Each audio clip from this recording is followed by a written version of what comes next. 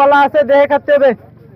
দাদা 10 টাকা দিলে হচ্ছে, টাকাটা একটু হয়ে গেছে, থাক অসুবিধা নেই।